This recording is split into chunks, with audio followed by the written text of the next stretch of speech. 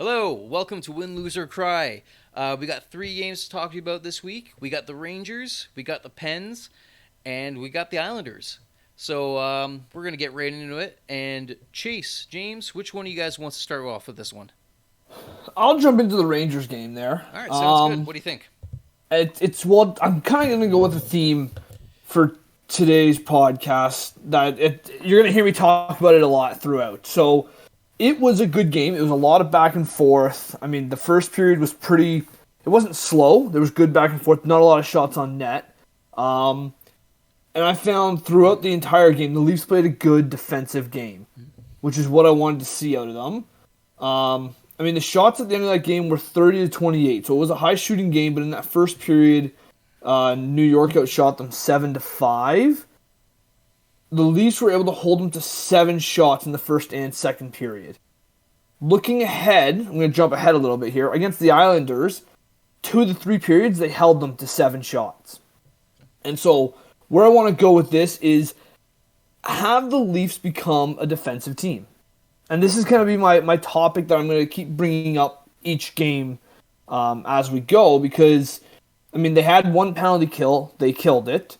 They were able to produce on the power play, but like I said last week, the power play isn't working the way it was. And I predicted moving forward it wasn't going to work, and I was kind of right about that. I mean, they did score on this power play in the Rangers game. However, it wasn't. I wouldn't say the power play was working. I'd say Morgan Riley walked in with the puck and scored. Yeah. Right? Like, not to mention, so one of the big things that happened in that game on the power play was they cycled the puck around, threw it back to Matthews. Matthews missed the puck, and the Rangers broke out on a 2-on-1. Luckily, Campbell was able to stop it. They were to bring the puck back down and score.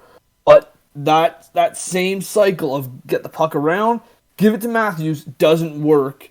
And it almost backfired on us in that game. The puck went right past them, and they had a 2-on-1, which was scary to see.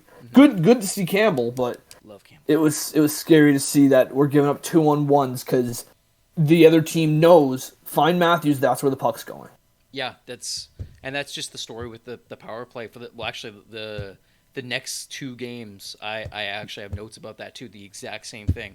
It's Matthews is the only one allowed to shoot that puck on the PP. Riley shot it, and look what happened. It led to a goal.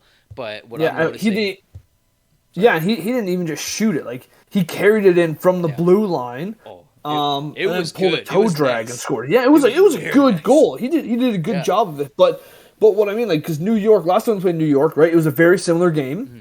Both goaltenders played very well. Game went to overtime, and Leafs lost it. This time they were able to get 2 goals, and then Rangers came back, got 1. But I mean, they held the Rangers to 1 goal, which they did it last time, but it seems to be a pattern now that the Leafs are holding teams to less than 3 goals, I would say. We're not winning the games like 6-4, 7-6 like we used to. We're winning the games like you win a Stanley Cup game. Yeah, exactly. Right? So that's kind of my note there. Like I said, I'm going to keep touching on this throughout because it's the pattern that I keep seeing. So it's what I want to see out of this team. What do you think there, Chase?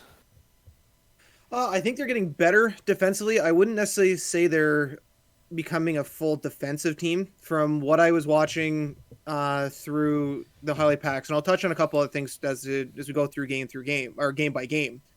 But the goal that the Rangers scored against Toronto, when you actually watch the play, the defensive breakdown that happens in your defensive zone, it's not pretty whatsoever. There's 4 guys below or from hash marks down to the goal line. Marner's the only one covering up top, and they left the trailer wide open. And that's how the goal went in. Campbell is doing a lot of the work. The shots are being held down, but the lowest amount of shots you guys gave up throughout this week was against the Islanders, who are dead last in the Metro. They are absolutely struggling to get any offensive going. But through the actual game, the Leafs against the Rangers, they looked solid. If it wasn't for Shesterkin in net for the Rangers, that game could have been 6-1 easily. It could have been a lot more. Yeah. It could have gotten out of hand extremely fast because he came up huge. But I'm not going to take anything away from Campbell. As the game got tight and the Rangers made that final push near the end, and they were throwing pucks at the net, he was sprawling out. He was making the desperation save, and he came up clutch when they needed him. So all in all, like they look good. And Morgan Riley was showing pretty much like me being one of the doubters of the contract that right now that $7.5 million is paying off. Yeah. Oh, because it's not he's paying been off. on fire since he signed that deal. So that's it's a looking discount deal right now. Yeah. and it's looking like that because he's been playing extremely well. So the other pairing too of Sandin and Liljegren, they have been coming out of the gate hot together. I'm really liking them. And they've become one of your more reliable pairs in general. Yeah. Because of their speed and the ability to get up and down the ice. So that game, all in all, for Toronto was solid. Sandin's one of the players that he has surprised me this year. Mm-hmm. And I know he's been on everyone's radar, right? We've always talked about, when's he going to come up? When's he finally going to play? He is better than I expected him to be. I didn't think he was going to be this good. I'm not saying he's great or anything, but he's able to hold his own. He's strong offensively. He's one of those players that I keep watching because he's surprised me so far this year. Yeah. Right, I wasn't expecting this out of him. Yeah, we all had some. We all saw him play the last year or two when they brought him up for a game, and he didn't look ready. He looked a little green, right? Like yeah. And we were all worried because I didn't see him play other than the games he played up on the Leafs, and I didn't like the way he looked. So this year I felt the same way. I'm like, is he really ready? Like, this is kind of like the put up or shut up thing. We'll try it for a couple games, see what happens. And damn, like he looks pretty good. Yeah, he does. Yeah. He does. And so does Liljegren, though. Like, he's another one that's kind of surprised me. It's taken him a couple games, but he is looking good. We'll see. I'm glad we have a seventh D-man that we can rely on. Yeah. Yeah. Yep. One thing I want to bring up is I really like Bunting. Bunting was getting into it this week. Like, Bunting was a highlight. Like getting into little scraps. He had a hard screen on the one Riley goal. I can't say enough good things about Bunting this year. Like, I love that guy. And he's doing well for us. I have some things to say about him from the Pens game, but we'll get to that when we get to it. The only other thing I want to mention is I've said this a couple times, and I'm not sure if you guys agree with me on this. Marner he's jammed. He's jammed. He looks so much better than he did in the beginning of the year. He looks like he's on his game. But one thing everyone's criticized about his game before, and I'm still criticizing it now, is that he's almost afraid to shoot the puck. There was a couple of moments where he had a clean look, and he shot, but there was like that second or two hesitation where it looked like he wanted to do something else with it, and then he shot. Where if he just received it and shot, it would have been a much better chance. The goal, Shesterkin, that's his name, right? The goalie. Yep. Yeah. Yep. He was able to get across and make the save. But I'm like, dude, you had the puck for a good second or two. You could have just shot it. But sometimes it just looks like he hesitates. Like he's always, I need to pass. And I just something I want to bring up. Like, dude, you can shoot it sometimes. Well, and that's kind of what I was talking about last week too. Is when he plays with Matthews, he does not shoot the puck. Mm. He will pass 10 out of 10 times if he's on the ice with Matthews. Even if he's not. It's as if he's told not to shoot. When he was playing with Tavares, he was shooting more. He was, but there's still he always looks for the pass first, no matter what. Yeah, but at least when he's with Tavares, he would take the shot. Yeah. When he's with Matthews, he doesn't. He will find Matthews or throw it to somebody else. He will not take that shot. Or throw it for a giveaway. Yeah. Yeah. Like he won't take that shot if Matthews is on the ice. Well, there is one main reason why he doesn't shoot as much as everyone wants him to. It's because he's not a shooter. He's a playmaker. I get it. Going back through juniors, first year with London Knights, 64 games, 13 goals, 46 assists. Second year, 63 games, 44 goals, 82 assists. The final year with the London Knights, 57 games, 39 goals, 77 assists. And once you go through the NHL career, his highest season for goals is 26, but then you have years where he's 68 assists, 51 assists, 47 assists. Yeah, I get it. He's a pass first guy. I get it. So that's fine. That's fine, but sometimes it's to his detriment. Yeah, like you can pass first all you want, but if you get the puck with a clear shot to the net and the goalie's moving, take that shot. Yeah. He could have an open net and look for a pass. And I've seen him do it. Like it's like he has a great game, but he's been playing much better. He's been playing like himself again, and him playing like himself again, I get back to the same problem I always had with him, is that, dude, I love that you're an assist machine, but sometimes you gotta just shoot the puck. If you have a wide open net, don't look for the pass. Yeah. All I know is when he's at his best, he's got to be dishing the puck. His shot's nice, but you want him to move the puck, so you got to put a shooter with him.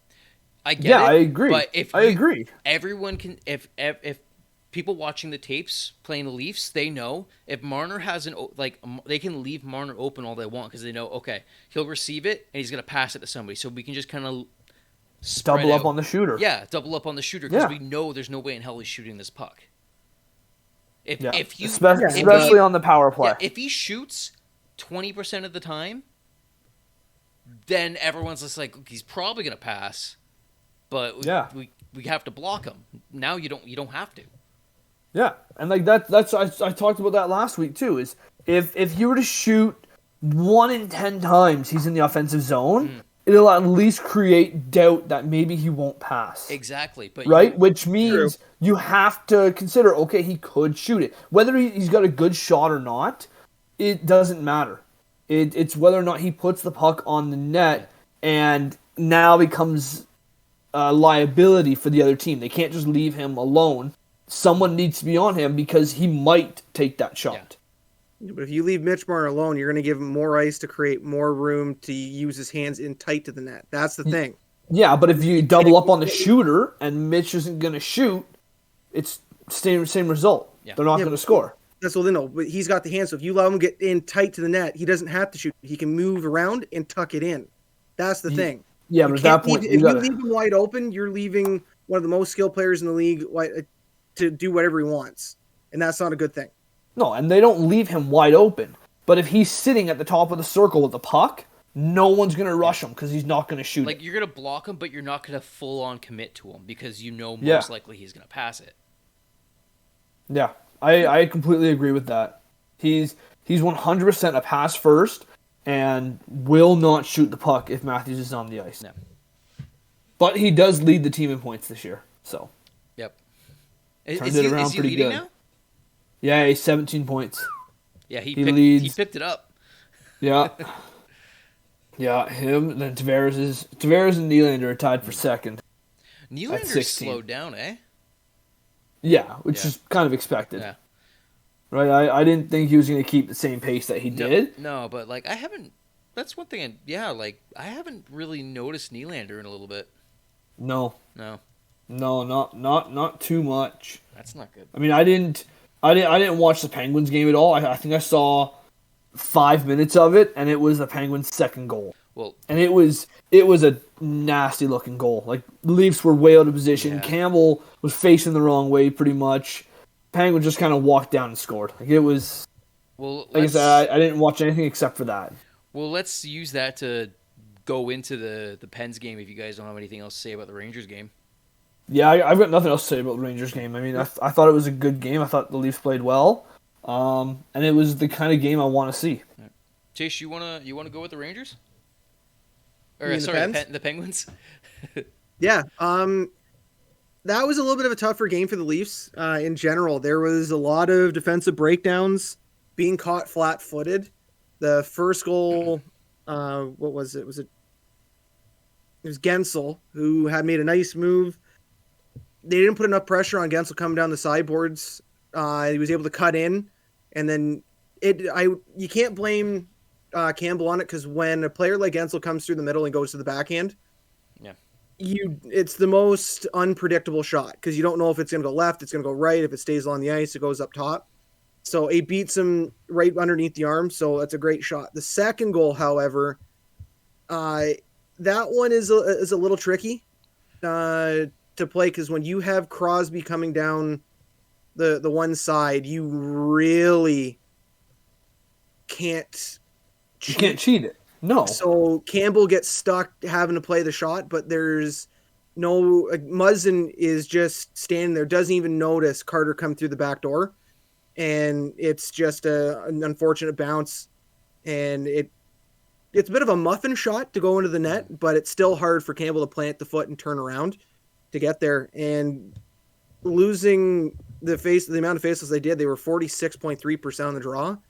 When you're going up against a team that's got Crosby and even Carter that taking the draws, if you got to be at least 50%, if not 55, to control the pace of the game, because you're going up against one of the best face-off guys ever to touch the ice. So it's a tough go. There was some good plays though. Marner was buzzing.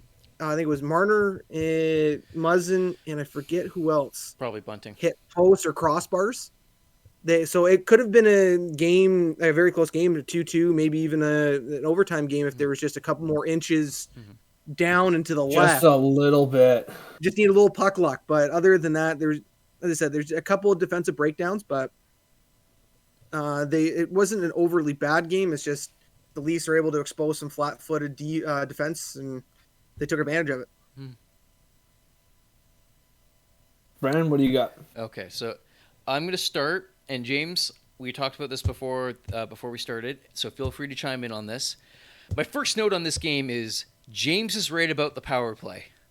I didn't watch this game, but the fact that they went 0-4 on the power play, and then went 0-3 against the Islanders, like. So, this is what I got to say. So, I have two things to say about the power play. So one, we kind of got into it with the Marner thing. Matthews seems like he's the only one allowed to shoot on that top power play unit. Like no one else is allowed to shoot the puck unless your name is Austin Matthews, which is an issue because Austin Matthews has a 6 shot. But if everybody knows Austin Matthews is shooting the puck, they're going to be able to commit to him, to block the shots. Like that's exactly what I said last week. Exactly what you said last week. Yep. 100% right. The other thing is this happened last week. Leafs had a minute 50 on a 5-on-3 power play and couldn't score. Terrible. Like they play like crap. It's almost as if, and I've said this before as well, sometimes I feel like when the power play was going for about a 3-week span this year, and the rest of the time, and I said this all last year, I said at the beginning of this year, it's almost like sometimes when we get a penalty, I'm like, can we just bank it, stay 5-on-5, and when we get one, cancel them out? Because our power, like for the skill we have on that unit, holy crap. You had minute 50 on a 5-on-3, and you couldn't score? It should be one of the best power plays in the league. On paper, it should be. But it's probably the most expensive power play. Absolutely. But you know what? Right? It is the most expensive. Sorry? It's hands down the most expensive. Yeah. And on paper... Cut it in half and it's still... Yeah. On paper, it should be the best. On salary, it should be the best. But man, when they play, it's just like, okay, send it to Matthews and he'll shoot. Send it to Matthews and he'll shoot. Even if it's 5-on-3, they know it's going to go to Matthews and he's going to shoot. Like, dude, try something different. Like, that's pathetic. Come on, a minute 50 on a 5-on-3. No, come on. Like, I didn't see it, but it sounds like it's the same thing that happened with the Lightning game. It wasn't even like they had a 5-on-3 and the goalie play out of his mind. It was a 5-on-3 playing Ring Around the Rosie. Yeah. Like it. Do you know how many shots I got on for it? I don't have it up. Chase, do you have do you have it up at all? No. It's tough to figure out. Like, they don't really chart how many shots are per power play, so you have to watch the game. But here's the thing, though: the Leafs, even though they were losing the whole game, they had less shots than the Penguins. So even with score effects, it was 31-26 for the Pens for shots. Yeah, only in the third period though. The third period, Leafs were leading them in shots. No, the Leafs in the first period. So Pens 9-7 in shots. Toronto had 10-8 in the second, and then Pens had 14-9 in the third. Even with the third period, with score effects, they still only had 9 shots. Like that's not great. Yeah. That's not great. Especially when you had like you said 4 penalties and you still lose in shots. That's pretty bad. It's garbage. That's garbage. However, though, when you're on a 5-on-3, it's a lot easier said than done, because when you have that much room, that much time, You're going with the for puck, the perfect. But you're overthinking everything. Time. In that, hey, I've seen it. I've seen teams with 5-on-3s for a full 2 minutes or even above 2 minutes, and they don't get anything because like they're looking for that tic-tac-toe play or. But like I said, if they had a 5-on-3 and they looked good and they were getting good close good looks and stuff like that, and the goalie they got goalied, or like the defense or the power play the penalty kill was just really good, that's one thing. But it was just like looking for the perfect pass forever. Like, come on. So what I'll add on to that, just building onto Chase's there as well, is when you're on the 5-on-3 like that, you don't want to take a shot that might go in. And what I mean by that is they are, like Chase said, they're waiting for the perfect shot, because if you take a shot that might go in, which means you're not confirmed, they can either cover it and get a new line out there and get fresh legs, or clear it down the ice, and now you're the guy who just gave up the puck. But sometimes you have to just shoot the puck. I totally get that. Yeah. But I used to play on the power play, and I hated it because if I took that shot and it didn't go in, or we didn't recover the rebound, now you feel like the idiot who just gave them the puck and just let them clear 20 seconds of the power play. I get where they're coming from of not wanting to shoot, because you don't want to lose the opportunity to score. However, you can't score if you don't capitalize on those opportunities. Yeah. But, so I kind of get it from both sides. I get it, but I don't have the exact numbers, but it was about 7 or 8 minutes. The Leafs had 7 or 8 minutes more possession time than the Pens this game. And part of that because of the 5-on-3 and the other 2 penalties. Well, that's got to be a huge part. The power plays have to be a huge part of that. But that's a huge part. But then if you had that much extra possession time and the shots are less, that's like, I get waiting for a good shot because you don't want to lose it and you don't want to but you have to shoot the puck sometimes. You can't score if you don't shoot the puck at all. Yeah, it's also easier for us to say it when we watch on TV because we get different angles. You don't know what they're seeing. Yeah, because those lanes might not be as tight or not as wide on the actual game time on that ice than what we see on TV. Yeah. So Pittsburgh could be playing the perfect trap system, or they could be playing the perfect defensive closing off all the angles. Like you never know. That's fine. But it's a power play that's struggling. So this isn't a specific thing that's doesn't happen normally. They're already starting to struggle, and we're slowly starting to see it. We're going back to, it's kind of like the last 2 years where they have the segment at the beginning where they're awesome, and then once they're figured out, it just goes downhill from there, and they're starting, and it's like James said last week, they're starting to get figured out, and it's going to be downhill from there. Yeah, which I think they have been figured out. Yeah. I think they need to do a full revamp of the power play. Yeah. They leave it the same year after year, and they wonder why they're not getting results. Right? It was actually last year it was okay having a power play, but nothing fantastic. No. For what they have on that line, it was not good enough. It should be dominant. It should be. It should be absolutely dominant. Top 5 in the league, it should be. Yes, yeah. I agree. Easily. But it's not. It's middling at best. Yeah. Sorry, I'm looking something up here real quick. While you look that up, I want to mention one thing about Bunting. I was alluding to it earlier. So Bunting drew 2 penalties this game. It's really good. He was actually, at the end of this game, he had the second most drawn calls in the league. That's very good. Yes, not anymore. Not anymore. At that time, at the end of that game. Here's the issue, though. is this going to be a Kadri thing where with Kadri, and on the air and stuff like that, they said this where like when Kadri was on Toronto that whoa, Kadri's like amazing at drawing penalties and the refs don't call anything on him, and then the refs notice, we're not calling anything on Kadri. Or, I mean, we're calling all these calls on Kadri, like all these drawn calls. Let's never call a penalty on him ever again. Is this going to happen to Bunting now? Because on the air, they're talking about, comparing him to Kadri when he was on Toronto, when he was just, like, a magician at getting penalties drawn on him, not faking calls or anything, but he's, like, always in the best place to get a hook on him or something like that. And Bunting's kind of doing the same thing. He's very good at it. Are the refs going to start being like, yeah, I'm never calling a penalty on you again because you're making me look dumb?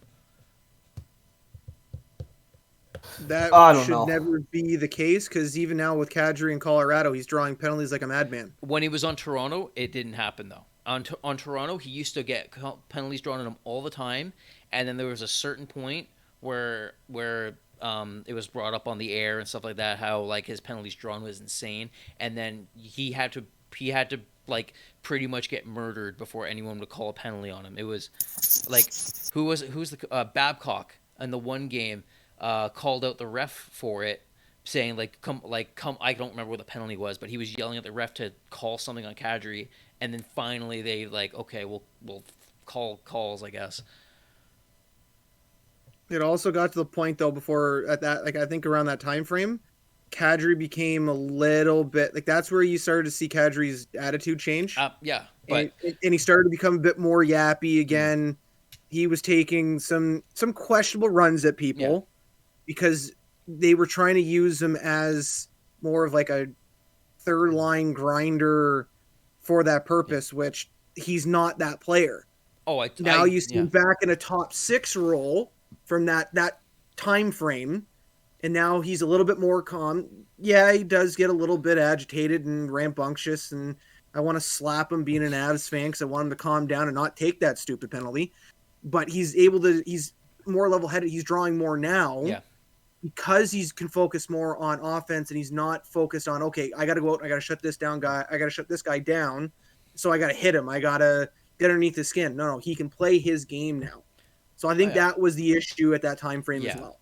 I just know, and I think we all know how petty NHL refs can be.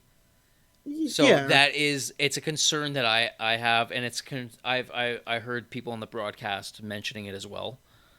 Marchand went through the same thing, and then once he kind of relaxed a bit, it balanced out. So it's like a wave. The minute they see someone kind of being a new pest that can do that, they kind of try to rein him back in, but that's part of the game. Marchand's still a pest.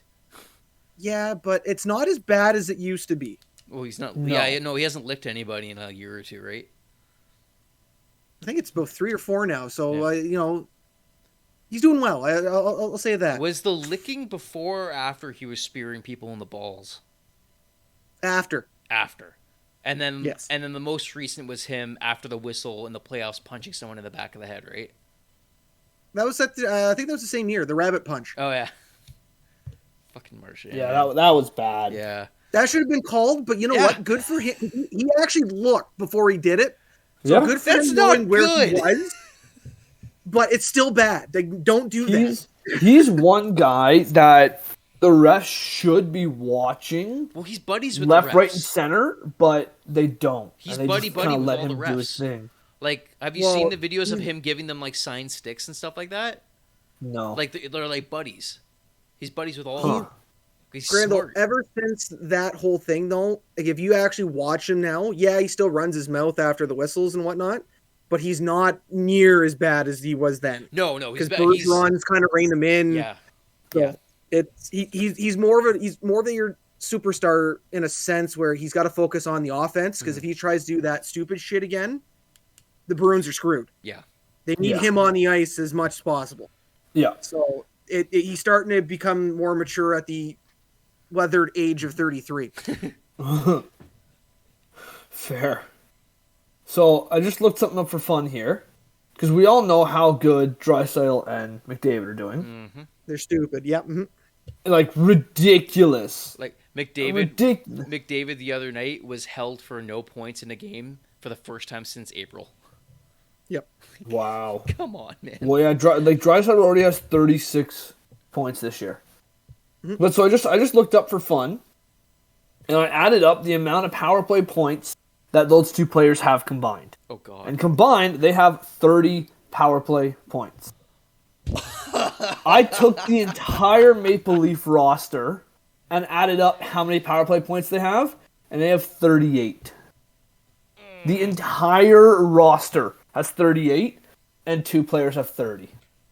If I add the third player on Edmonton, they go from 30 to 42 points. Who's the third player? Hyman? Nugent Hopkins. Hopkins. Yeah, he's got 12 power play points. Jesus. Yeah, Man. Hyman has 5. Jesus. Like, that's what our power play should look like. Yeah, it should. That's what kind of points they should be putting up. Especially with getting, in 3 games, they had 8 power play opportunities. Yeah. They had 4 during the Penguins, 1 during the Rangers, and 3 during the Islanders. Like, between 8, they scored on 1. So if this was Edmonton, they'd probably score like what, 6 of 8? It wouldn't surprise me. Yeah. 5 of 8, maybe 6. Yeah. Monsters. Just Yeah. monsters. It is. It's absolutely insane. Remember when people were saying, "Oh yeah, Draisaitl only looks good because he plays with McDavid"? No, Do you not remember? that's not true. No, I said, do you Oh, yeah, remember? I remember. Yeah. I absolutely remember it.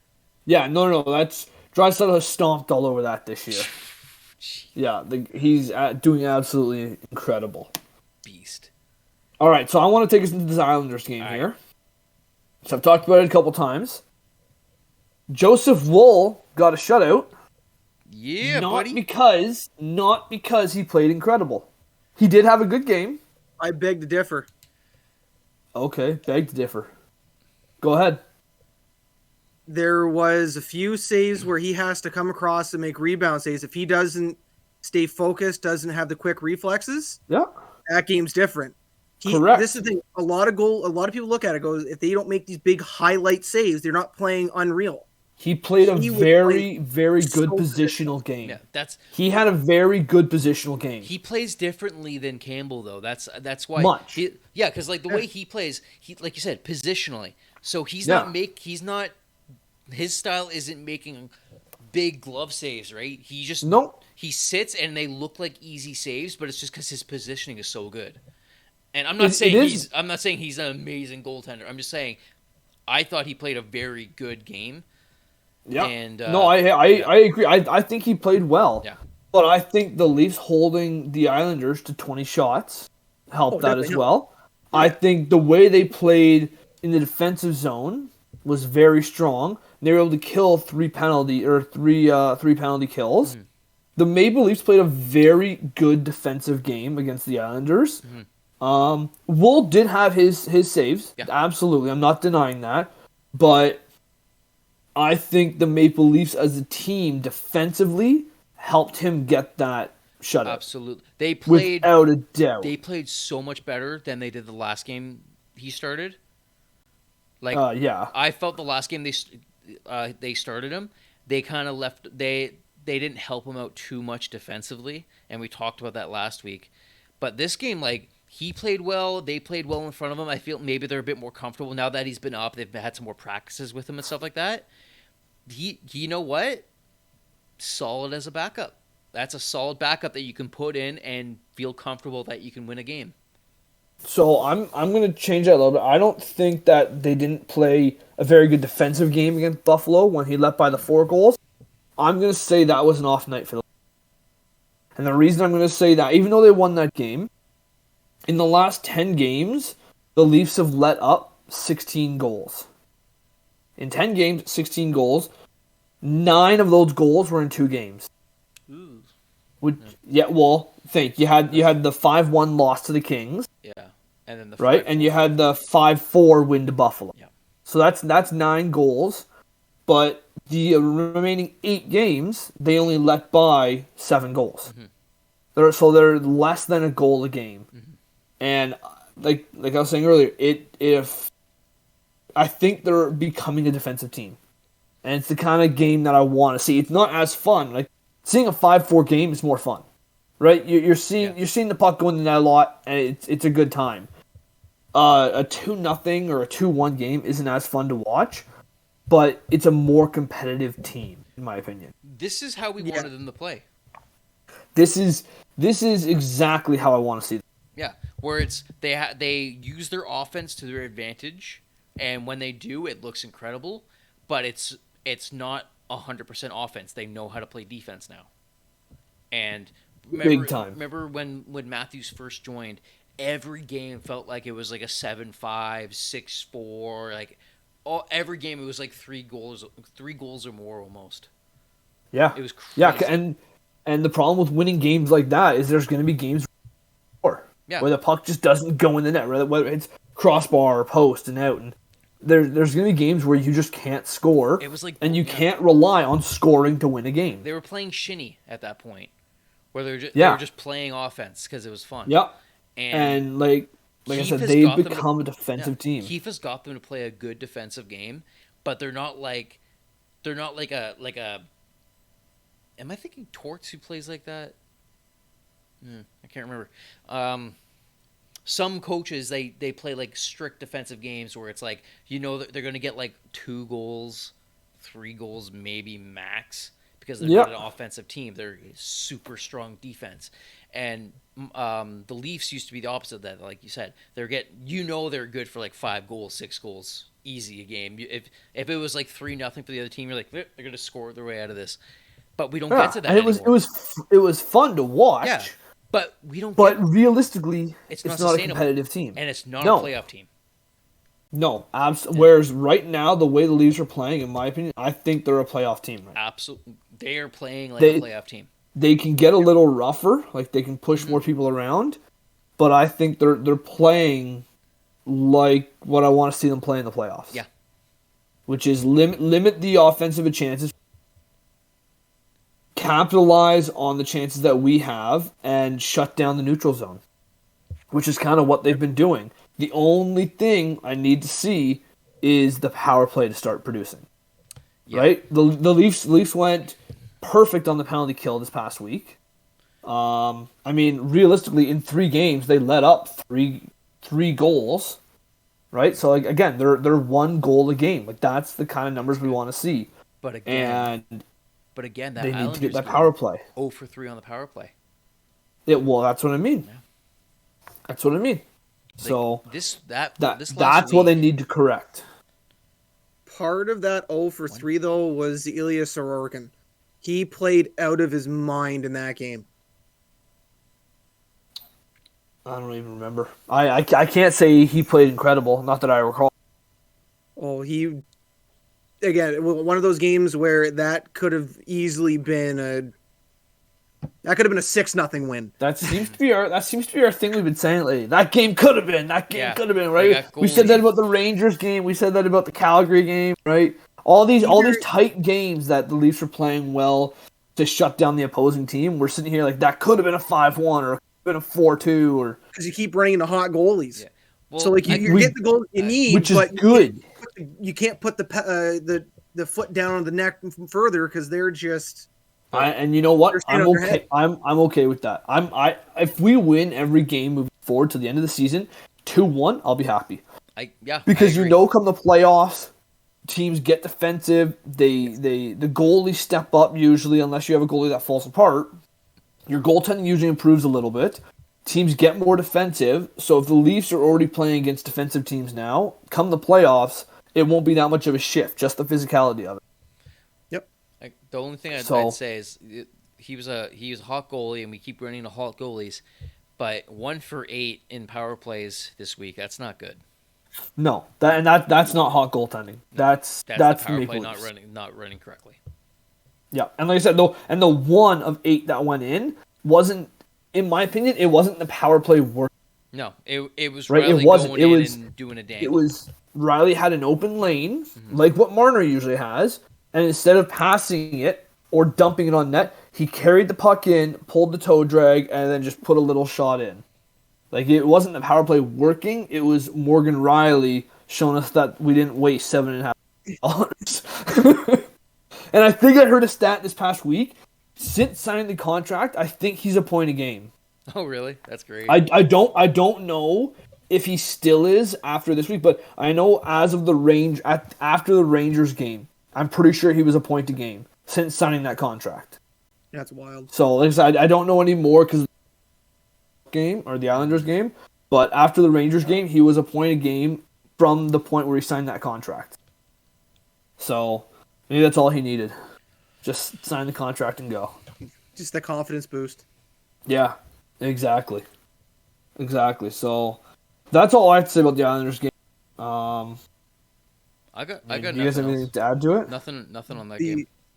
The only thing I have is the Marner shorthanded goal. Yeah. That he showed the exact pedigree of talent he has. Oh, it's insane. Lesser players at that point, they go either hard to the post or they try to force a play where they use their body. He turns his feet in 10-2 and is able to block the stick of, I believe it was Salo making the back check. No, Barzal was making the back check. And just the way you're doing that, it helps shed Barzal off the one shoulder. But then the minute the forward turns the feet that way, you throw the goalie off because at that point you can turn whichever way you want. Yeah. And then he was able to open up Sorokin a little bit wider. And the way that he was able to get the backhand up over the pad, especially having to move in that quick. Yeah. That is a goal scorer's goal. That's just pretty. Yeah. And that's the thing, like the speed that he had coming in on that too. Oh, we had to with Barzal coming behind you. Well, that's what I mean. Like he couldn't let up a step at all. Like he had to keep on moving. You know, that was his own. Can't speak. His second shorthanded goal of his career in the NHL. Was it really? Yeah, second. Oh, I would have thought he would have a couple more. I thought so Yeah, too. me too. Me too, considering he plays on the penalty kill. If you remember them a lot, it's always pass. Always pass. Yeah. Because they're usually like 2-on-0s or 2-on-1s when it's a shorthanded goal, and he usually he'll pass it off. Yeah, it's usually like a pass, boom. Yeah. Yeah. Yeah. So, with everything we just said, I think this is my favorite Maple Leafs team. Potentially ever. Really? That I've actually like watched. Yeah. Okay, yeah. That I makes sense. I don't know for sure because one of my favorite players is still McGillney. I absolutely love him, and I love that team when they had Sundin on it and Roberts. Roberts was another one of my favorite players. That was and like Joseph. I've assigned Joseph favorite goaltender. As much as I absolutely love that team, I think I like this one better. I think the only thing they could change is maybe swap out one of the defensemen, but like Justin Hall. This I think this is my favorite Maple Leaf team, and I think this is the team that's going to take us deep in the playoffs. Yeah, because you know what?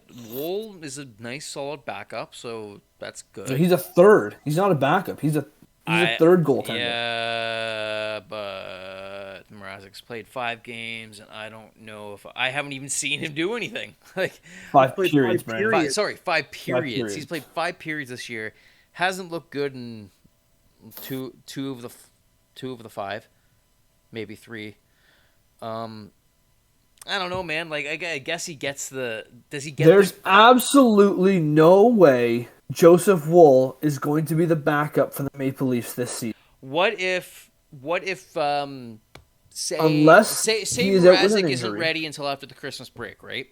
Yeah. Approximately, because he says he's skating now, but he's still working on it. So Christmas break's what, 3 weeks away, something like that, 2-3 weeks away, something like that. Yeah. About that. Say Woll that. 3 or 4 weeks. It would be smart to kind of wait until after the break to let Mrazec play, just to make sure the injury's healed. Am I right? Yeah. Yeah. So say Woll plays 4 games in 3-4 weeks. Is that fair to say? Probably. I mean, they've got more back-to-backs coming up. So say he plays 4, so he has a total of 6. If he's 5 of 6, yeah, you don't keep him on the backup. Why would you? Why wouldn't you play Mrazec on the backup? If he's 5 for 6 and he's hot, yeah, on a team that's very hot. Yeah, I would. Yeah, why Why- wouldn't you why keep not? him and then trade Mrazek at the deadline? Because when the team goes cold, Brandon, what's going to happen to him? We have to see. No, That- let's That's what I'm saying. Let- I want to see more of his body of work. I'm saying he's played. If he wins 5 of 6 games before Mrazek gets back, that's pretty good body of work for a backup. Mrazek makes 3.8, I believe. Yeah. Three You point- don't, you yeah, don't 3.8 think the million, Leafs 3 could? years. You don't think the Leafs could do something with that $3.8 million for a guy that's very injury prone? Okay, what happens when Campbell goes down? Because he's also Yeah. I right. You like if you move Mrazek, Brandon, Joseph Woll becomes your starter. If Campbell goes down, Yeah. you cannot run Joseph Woll as the starter. No, you're As absolutely. well as he played on that game against the Islanders He can't be a starter. traditionally, I he let up completely agree. 4 goals against Buffalo. the Sabres. Yeah. Like, I completely agree. He cannot be the backup either. But you don't. He's a fantastic But you third don't. string. You don't think you could get some? You don't think you could trade Mrazek at the deadline and get a backup for less than $3.8 million? Who'd you get? I don't know. Like, there's got to be a backup for less than 3.8. It's ridiculous to pay a guy $3.8 million and he can't play. I think they keep Mrazek through the end of the year and move him after the playoffs. You're probably right. I'm just like They could. they can't move him. Yeah. If they moved Think- him, think they he's- would he's- have to get another backup.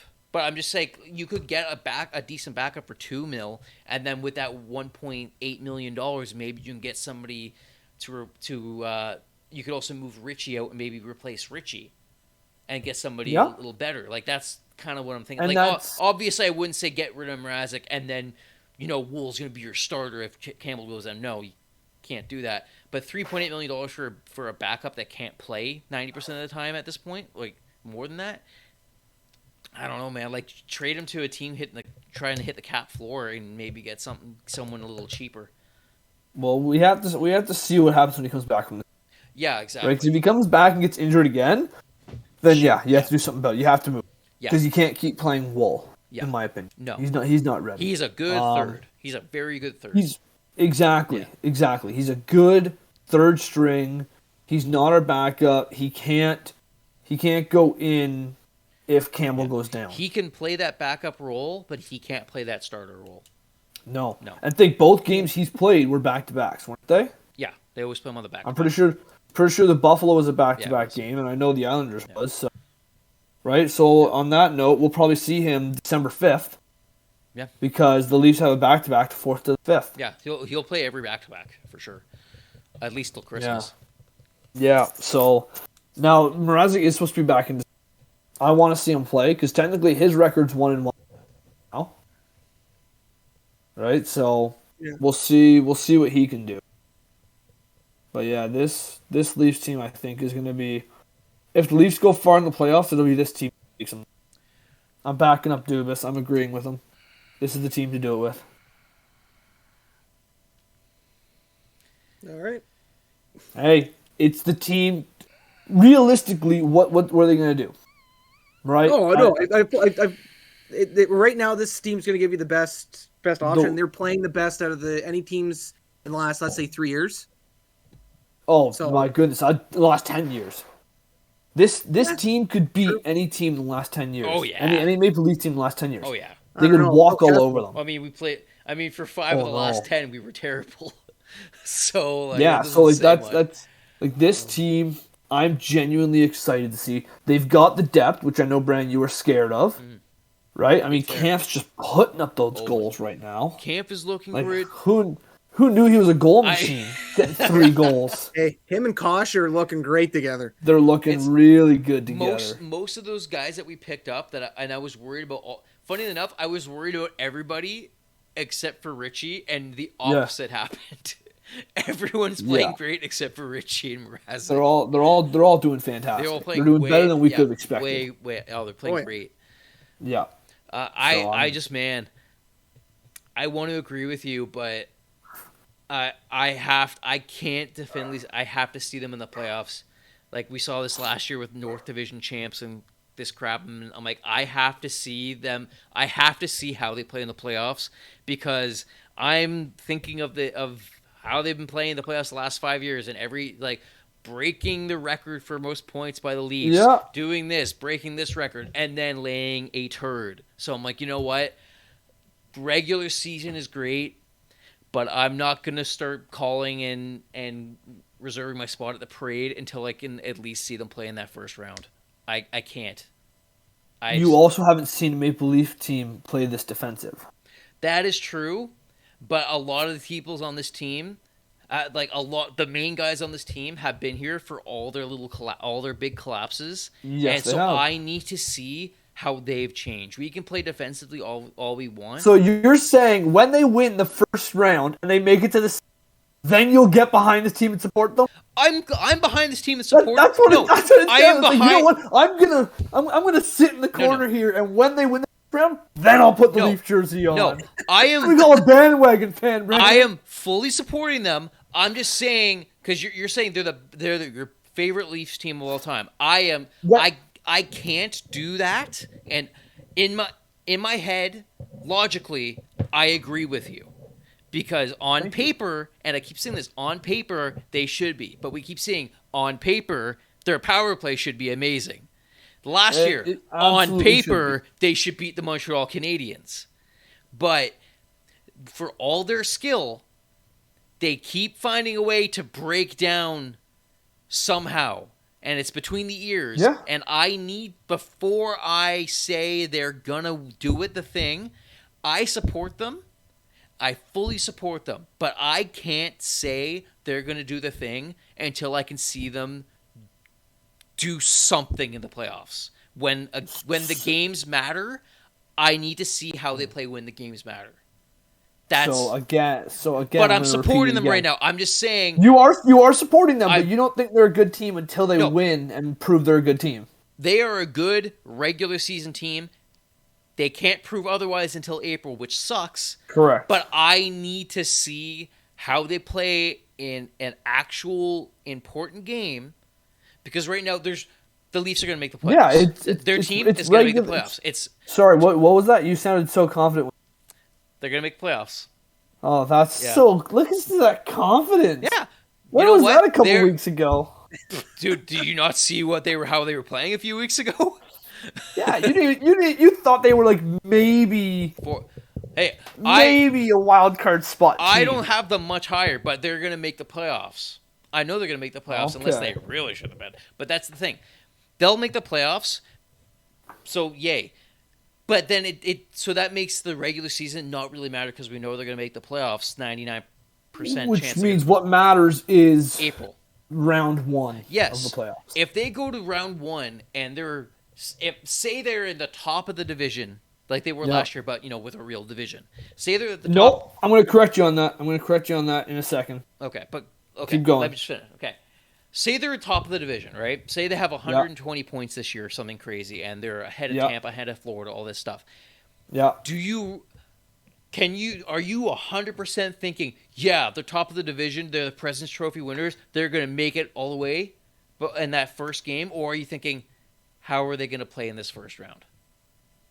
No, I'm gonna think the second there. I'm gonna think like this, like how are they gonna play? Yeah. Are they gonna lose it? Yeah, but that's not changing my opinion this is my favorite team. I am not confident enough to say how strong this team is until I can see them play in do or die games, because we've seen it's the same core, so that's what matters. It's the guys around them are playing great. The core right now playing great, but the problem is how is their skill? How is the between the ear stuff going to work when they're in another game 7? Are they gonna shit the bed again with all this skill because they just can't gel and they just can't play playoff hockey? And this year it looks like in the regular season they can play that style, but I can't confidently say they are a Stanley Cup contender until I can see them play a playoff round and win a playoff round. I love the team right now. I think they're a great team right now, but I can't confidently say they're going to do the thing until I can at least see them play a couple of good, real playoff games. Hey, that's fair. Yeah. Yep. And I'm not saying they're going to win the Stanley Cup. I'm just saying this is my favorite team I think I've seen on the ice from the Maple Leafs, which is saying a lot. It is. But back to your comment about the Northern Division not being a real division and last year's divisions. Chase, don't start shaking your head. Let's go and look at the standings right now. Top 3 team in the Atlantic Division. One of them, Maple Leafs. Top 3 teams, Central Division. One of them, Canadian team, Winnipeg. Top 3 teams, Pacific Division. 2 of them, Canadian teams. What does that say about the Northern Division if they have teams, because they're not in the Metropolitan, they don't count. So in the 3 divisions that have Canadian teams, there's a Canadian team in the top 3. In one of those divisions, they're 1 and 2, and in the Atlantic right now, we're 2 points behind first place. Granted, we're 2 games up on the Panthers, but you've got a Canadian team in the top 3 spot of all 3 divisions. How can you not say the Northern Division is not a real division? Okay, but let's go through it then. Atlantic Division, the Leafs are the Canadian team. Yeah. The other ones are at the very, very bottom. Sens in Montreal, but that's kind of to be Which expected. It's to we be expected that coming into this year. But we know the Leafs have been a favorite for the last couple years.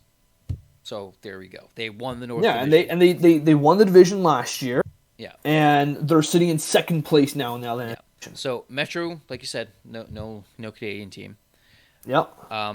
Winnipeg is in the Central. They're in 3rd place. Yes.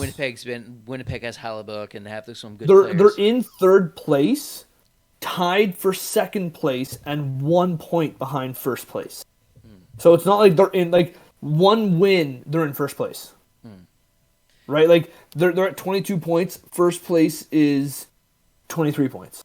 They are 1 point behind. Yeah. And they're tied for 2nd. So I would consider them at the top of that division. Okay. Right? I don't remember how well Calgary played because Calgary made a lot of big moves in the offseason this year. I don't remember how they improved their roster quite a bit. And yes, they're also getting Yeah. stupidly good goaltending at the moment. Yeah. So, yes, they are. So last year, and I'm talking last year, James, Calgary wasn't really in it. No. So I agree. They're a much better team this year than they were. So I'm saying last year, the Canadian division wasn't really a thing. Because there was really... The Oilers were the same. There was... Well, they're having better goaltending this year. They're getting better goaltending this year, and McDavid and Draisaitl, and now they have Hyman. So there's really what? There was 3 good... Hyman did not change that team that much. No. I'm saying he made a difference, but like, here's the thing. So there was 3 good teams in that division. Yeah. So you got to beat up on Vancouver. You got to beat up on Ottawa. Well, Leafs didn't really beat up on Ottawa for some weird ass reason last year. And then you got to beat up on the Canucks. So if you look at it, like you said, we have top teams in 3 of the 4 divisions. Well, 3 of the 4. 3 of the 3, there's Canadian teams. One of them doesn't. Exactly. But I would say 3 of the 3. But if you look, the 4 Canadian teams now are in a playoff spot, and the rest of them are at the complete bottom of the division. So the Leafs were the good Canadian teams were guaranteed a spot because the bad teams are so bad they were just beat them up 3-point teams. Yeah, you could say the same thing in the other divisions as well, though. You have teams that were just as bad in the other division. I don't know, man. Right? The Leafs are pretty much playing against 2 other teams last year. There was 3 competitive Canadian teams last year. Well, Montreal really shouldn't have been. They weren't. It was just at they snuck in and then they were able to get in. So I don't really count Montreal because they weren't a good team during the regular season at all. They just got Carey Price back at the very end of the year and snuck in. But did incredible. They did. They rode Carey Price, but like through the year there was 3 competitive teams, and that being Edmonton, Winnipeg, and the Leafs. So if you have only 3 teams, out of how many? What was it? 8 teams. Where? For the Canadian division, how many teams was it again? 7. 7. There's 7 Canadian teams. Yeah. So. He's not a math guy. Yeah, no kidding. It's late. So you have 3 competitive teams fighting it out for the top 3 spots of like So Brandon, looking at the points, I just pulled up last year's standings because I didn't actually know what the standings were. Yeah. The last place team in the Northern Division would have been third last in any other division. The last place team, which was the Vancouver Canucks, had 50 points, which would have beat Buffalo, New Jersey, Columbus, Detroit, Anaheim, San Jose, and Los Angeles. The last place team in the Northern Division would not have been last place in any of the other three divisions. But a lot of those you said they're not rebuilds. Sorry? A lot of those teams you just mentioned were rebuilds last year. Vancouver wasn't a rebuild. They were bad by accident. Okay, how about Ottawa? But also too, though, I'm very confident with saying that if you put those teams in the Pacific into the Canadian division, because of how heavy of a game that they play, they'll be better than Vancouver, Montreal, Ottawa, Calgary. And they may have been. We have no way to tell that. But I want to dismiss this whole thing of the Northern Division's no good. They weren't taken seriously. I completely disagree with that, considering how well the Canadian teams are doing this year, and they're slapping around all the American teams. Like looking at the Central Division right now, where the Jets are in third place, the Maple Leafs, the Flames, and the Oilers all have more points than the first place team in the Central. Because the Central by a lot. Central's also been one of the tightest contested divisions in the last few years. Yeah. But none of the teams are doing well in the Central. Because they're one of the tightly contested divisions in the National Hockey League. Yeah, they're always playing good teams. There's only two really bad teams in that division. That's fair. You're also looking at you got to look at a team like Colorado, who's now on through injuries, COVID. Absolutely, 3 games behind everyone else in the division. Yeah. Oh yeah. Yeah. Think of this: like Colorado is in 5th in that division. Well, yeah, like Chase just said, they're 3 games behind every other team, and they're missing. Like Makar was down for a while. Yeah, McKinnon's out right now. Landeskog. Yep. We went through they've already last year they led the league in most man games missed, and this year they're already leading the league in most man games. Oh yeah, yeah. It's fucked. You're just getting hit with the injury bug right now. But I'm not saying I wouldn't dismiss that Northern Division last year. I'm just saying when you look at the Canadian team makeups compared to some of the other teams in the let's say the American divisions, I said that it's one of the weaker ones. I'm not dismissing them because you have a solid core at the top. Yeah. But when you compare the rosters and the style of play for outside the top 3 from the Canadian division last year, they would get pummeled going against the Pacific divisions or anything like that because of the style of play. I don't know if I agree with that. Look at this year. The Canadian teams are getting pummeled. Well, half of them are. Yeah, the 3 that we expected to lose are losing. Mm-hmm. Well, Vancouver.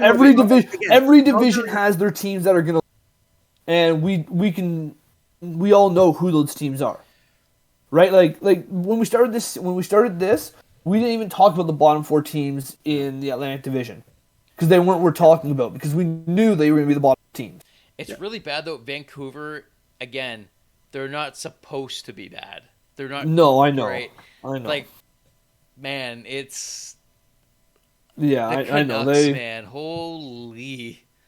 That's a whole other. Yeah, we could do an hour on how bad the Canucks are doing right now. Oh my Lord. They're not doing well. But I'm also confident to say I think by the end of the season, Winnipeg won't be sitting in that 3 slot.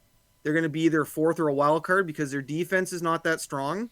Yep. And they got Hellebuck and Ned, who's great.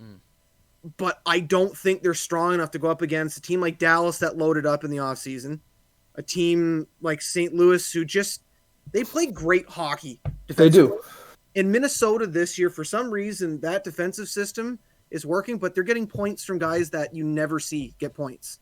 Yeah. So I just think Winnipeg's one of those teams where they kind of get, I guess, plumped up a bit because they have guys like Wheeler, Scheifele, Ehlers, and they have Hellebuck in that. But when you look at the rest of that roster, even though I love Andrew Kopp right now because he's killing it for me in fantasy, the They're rest not of going that to team, maintain.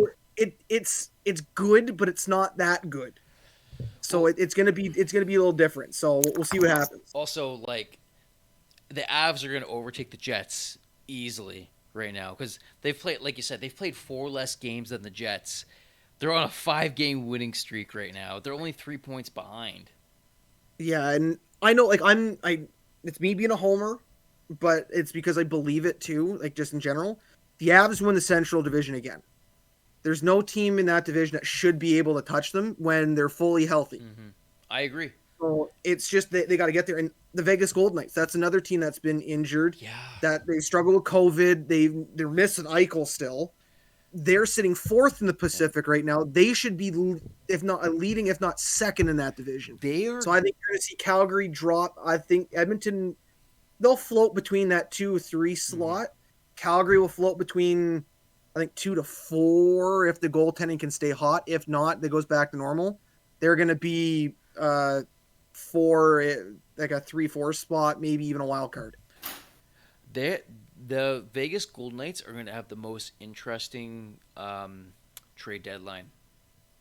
Oh, it's going to be wild. It's going to be insanity because this trade deadline this year in general, it's going to get spicy. Because you mentioned Eichel.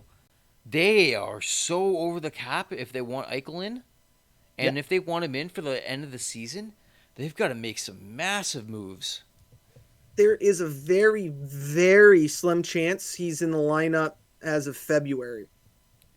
I think it would be slim. I know. Slim. I think it would be more March, like mid-March. Yeah. It's sounding like early March, but very slim chance. Because he's not saying that he's not going to try to make the Olympic team. Yeah, he wants it. So you know what? He will not. I'll say it right now. He will not play in the Olympics. No, if he is healthy to go, Vegas ownership will not let him play. No, I fully agree.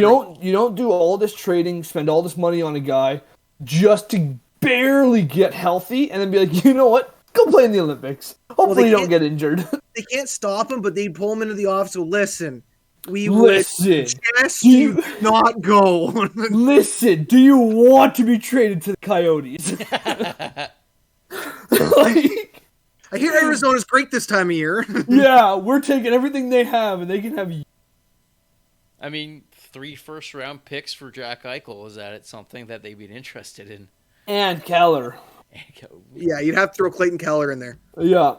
Okay, so you know what? Now that we're on the topic of the Olympics, do NHL players play? Yes or no? I say they still go because this has been one of the biggest things in the CBA agreements that the players have been trying to get put in for the last, was it 5-6 years now? Mm-hmm. I don't know. I know they've been talking for a while. Before the last Olympics, the last Winter Olympics, and then was it the last Olympics they didn't play in? Correct. Was it 2018? The last one, yeah. They didn't play. Okay, so they played the 2014. Yes, yeah. in Sochi. Yeah. Okay, that's right. Yeah. I still say they go because this has been a big thing for them. The biggest thing right now is the whole COVID thing, but yeah, well, that's see what happens. Big. What do you think there, Brian? I agree. I think they go. They're gonna have to. They're gonna have the issue of the COVID stuff. I heard some horror stories about the Summer Olympics from last year, about like a lot of the hockey players like to party. And I've heard there's lots of parties at these Olympic villages and stuff like that. But with the summer ones that just happened last year, they had you did your event, and then you go home. That's why I'm not sure if any of you guys watched the end ceremony. It was empty because it was only the people that had just finished their last events the day before that were still there. Yeah. Everyone else was forced to go home. You had to get out within 72 hours or 48 hours or something. Yep. So, well, correct me if I'm wrong. Does hockey not finish the Olympics pretty close to the end of it? They're one of the last events. Because there's so many games to be played. Correct. Okay, that's what I thought. I wasn't sure. I personally don't think NHL players will be in it. Why? Really? Okay. Gut feeling. I don't know. I just think that with everything that's going on with already having 2 messed up kind of shortened seasons in the NHL back to back, and finally we're back to a full 82 games. Is it worth risking a potential shutdown again With a breakout. to let players go? Trust me. I want them to. I really want to see NHL players play in the Olympics. That is what I want. However, from a business standpoint, from the NHL, I can see them not wanting the players to go and not letting them. Well, there has already been the agreement because they were worried about insurance and whatnot. So there's some type of agreement. I forget what it was there that Bettman signed off on. So, and they have the break in February for the Olympics already in the schedule. Mm-hmm. Yeah, no, I saw that. So right now it would have to be something drastic for Bettman to turn around and pull out. Because as mentioned before, January 11th is the cutoff date to say yes or no. Yeah. But they can still pull out after the 11th, but then it's a huge fine. And then there's other penalties that come along with it. So if he doesn't pull out, I would say by January 1 or January 2, they're going regardless. Yeah. I hope they do. Right? Like I hope they play. I want to see NHL play. Like, don't remember, I enjoyed the 2018 games because I watch a lot of like the other off tournaments. Yeah, it's fun seeing guys that haven't had the opportunity to play and that are out there and they're giving it. But it's not the same of watching the best players in the world going head to head. I bet most people on the other countries are praying that the NHL teams can't go. Because can you imagine just sitting there like anyone other than Canada be like, we have to play Connor McDavid on the top line. I don't want to play against Connor McDavid. McDavid with like depth, not just Draisaitl. Here's my question. I was thinking about this today actually when I was at work. Who do you think will win gold? If NHL players play, who will win gold? Canada. Does Canada still win gold without Connor McDavid? Yes. With like NHL players, but no Connor McDavid? No Connor McDavid. So swap him out with any other Canadian centerman that you want or player that you want. Okay. Do the Canadians still come home with the gold medal without him? Yes.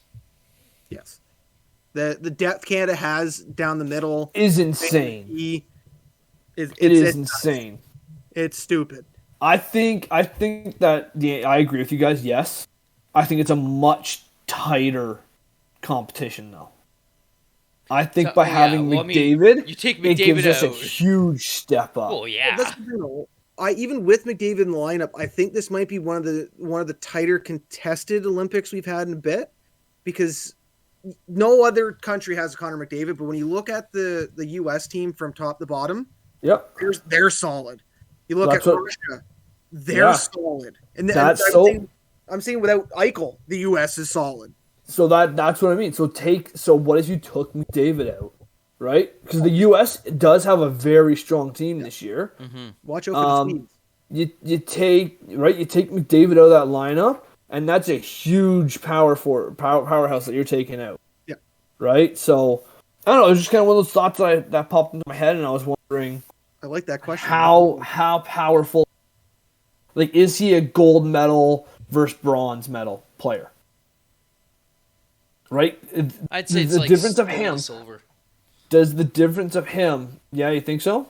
Yeah. Probably, right? Canada's so good. They'll probably still make it to the final game. Okay, Canada's so good. Oh, they're stupid. My question is, who is the starting goaltender for Canada? Do you think it's Price again? I don't think it's Price again. It depends on when Price makes his return. If he can get back in December, he's hands down the starter. So here's my opinion. It's Price if he wants to be. I think Price can walk in and say, "Hey guys, I'm going to start this game," and they'll be like, "Yeah, do your thing, man." Like, I think that's what I think of Price. I think if it's not him, I don't know. Like, 'cause who else is there? There's So Fleury will be in the conversation. Carter Hart, Jordan Binnington, Mackenzie Blackwood. There's a bunch of good names. I really hope it's not Binnington or first name. Oh, I hate Binnington. I hope he gets cut the first day. I really hope. I got to give it to I him. hope he stubs his toe and can't make it. I hope someone runs him over and then he can't make it. Yeah. No, that's not nice. Just a little stub toe. Well, I mean, like run over on the ice, like just hit him there. Not please. I want to see Kadri do it. Question. For the American team, does Jack Campbell get a look? I think he should get an honest look. Yeah, whether he makes it or not, I don't know. Hellebuck, Gibson, and Demko Thatcher will be the three goalies for sure. Because Demko has not been playing well this year. I mean, he's on Vancouver. But he's also playing on a very bad Vancouver team. I get it, but Campbell has a 944 right now in 16 games. Listen, I'm not saying he shouldn't be in contention or he shouldn't be there. It's just when you look at these kind of tournaments, like USA Hockey Canada, if you've played growing up through the tournaments and you've been a standout through these whole events from juniors up, they pick their favorites. Thatcher had a very slim, better junior tournament than what Campbell had when he was there for the World Juniors, so Thatcher will be a little bit more of a favorite. Yeah, I think we should go with who's playing good.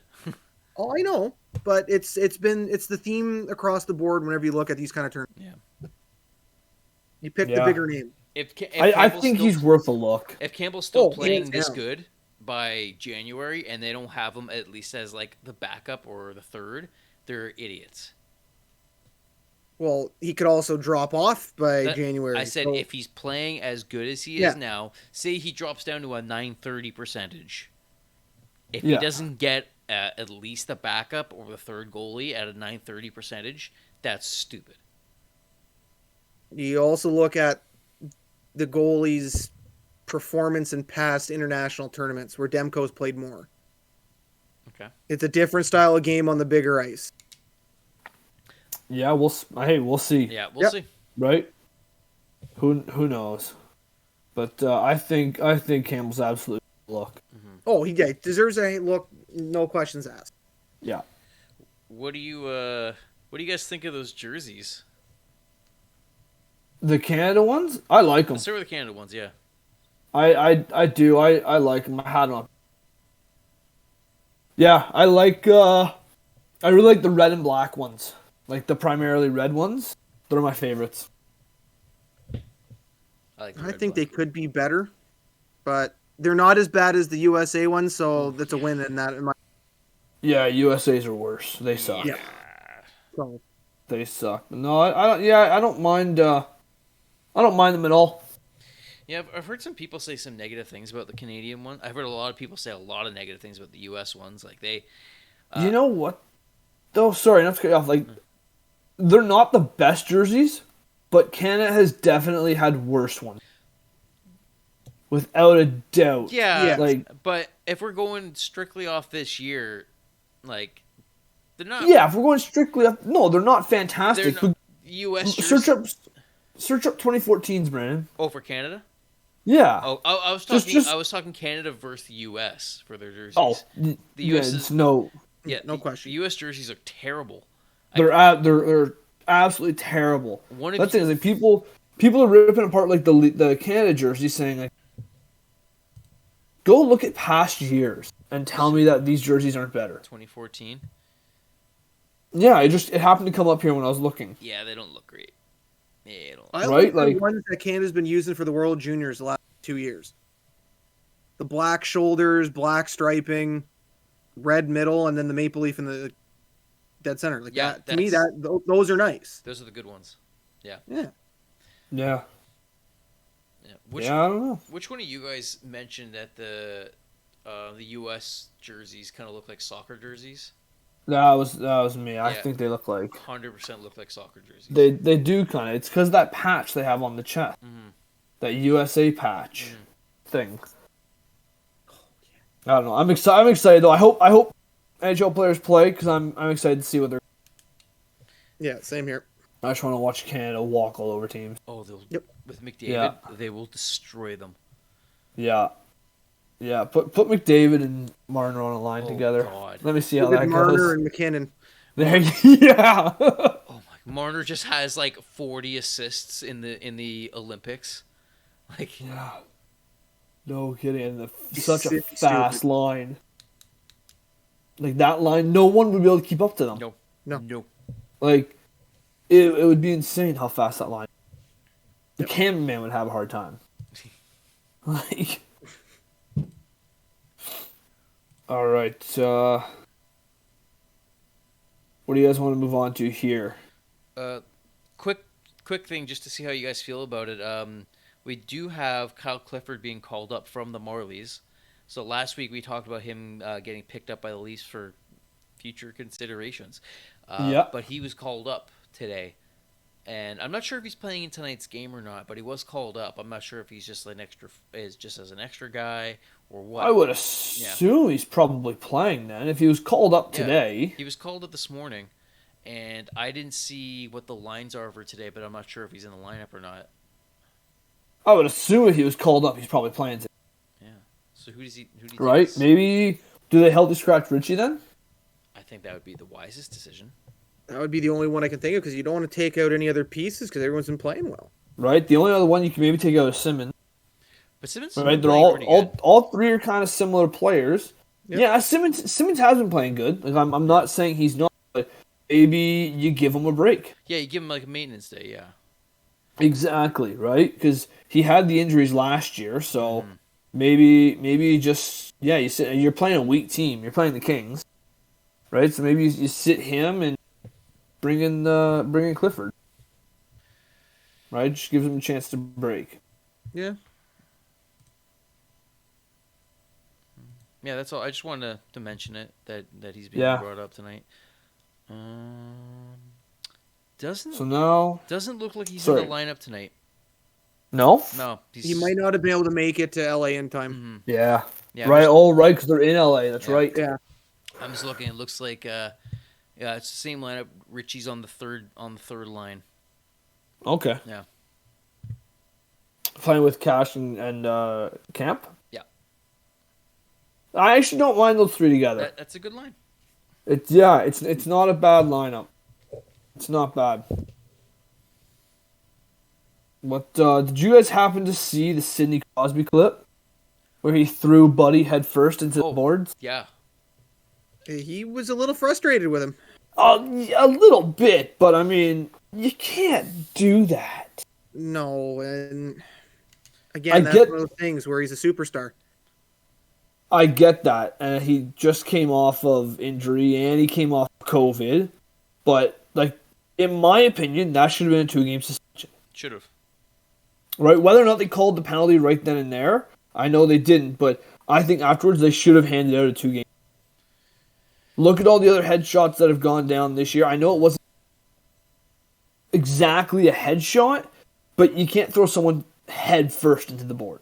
Yeah. No, and I would have tended to agree with you because really it wasn't even like a fight either where like you can say, oh, well, he lost his balance or they dropped their mitts. No, like he got frustrated because he was, like, don't get me wrong, he was kind of hanging off Crosby, but that's a defensive play. You can't get that angry and just huck a guy.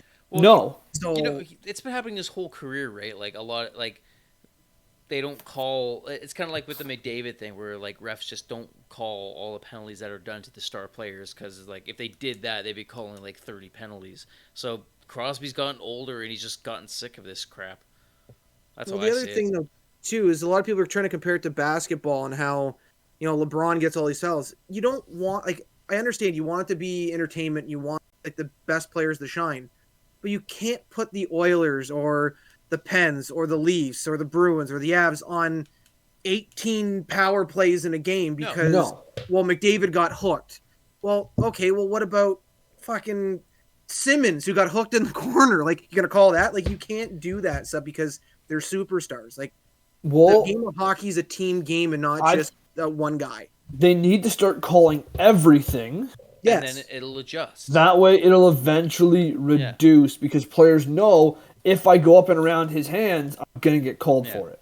Exactly. Right? So, I agree. Don't just call the superstars. Call every single small hook. And, we started seeing it this year with the headshots, right? Yeah. The amount of 2-game suspensions they were handing out.